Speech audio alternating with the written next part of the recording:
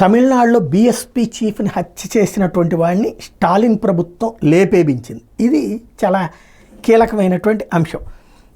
కే తిరువేంగడం police ఎన్కౌంటర్లో పోయాడు. కస్టడీలో ఉన్న అతను తప్పించుకున్నాడని వెతికి అరెస్ట్ చేయబోతు దేశవాళీ పిస్టల్తో కాల్పులు జరిపాడని తమిళ పోలీసులు చెప్పుకొచ్చారు.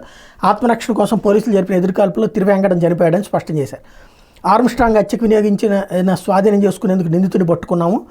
ఎస్కాట్ పోలీసు బృందం ఆదివారం తెల్లవారుజామున బయలుదేరింది. మార్గమధ్యలో చెరువు సమీపంలో నిందితుడు కాలకృత్యాల కోసం పోలీసు వాహనం ఆపాడు.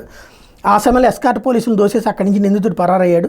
అటవీ ప్రాంతంలో అతను ఆచూకీ కనిపెట్టారు. నిందితుడు కాల్పులు జరిపాడు. ఎదురు కాల్పులు తీవ్రంగా గాయపడ్డాడు. ఆసుపత్రి తరలించేలోపే కన్ను మూశాడు. దీని మీద ఎన్కౌంటర్ ఘటన మీద విపక్ష నేత ఏఎంకే చీఫ్ కె పళనిస్వామి స్పందించారు. వాహనంలో తరలించేటప్పుడు నిందితుడికి బేడీలు వేశారా? కస్టడీలో ఉన్న వ్యక్తి విషయంలో ఇంత నిర్లక్ష్యమా? తెల్లవారుజామున ఎందుకు తరలించారు? అసలు నిందితులు కాపాడేందుకే బోటకప్ ఎన్కౌంటర్ చేశారని అనుమానాలు వస్తున్నాయి. ఇది కరెక్ట్. ఇది రెండు కోణాలు.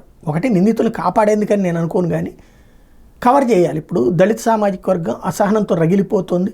బీఎస్పీకి సంబంధించినటువంటి చీఫ్నే చంపేశారని, వాడినే చంపేసేయడం ద్వారా అది తనకు అనుకూలంగా మలుచుకునేటువంటి ప్రయత్నం చేస్తున్నాడు స్టాలిన్. అంతమించి మరేం లేదు.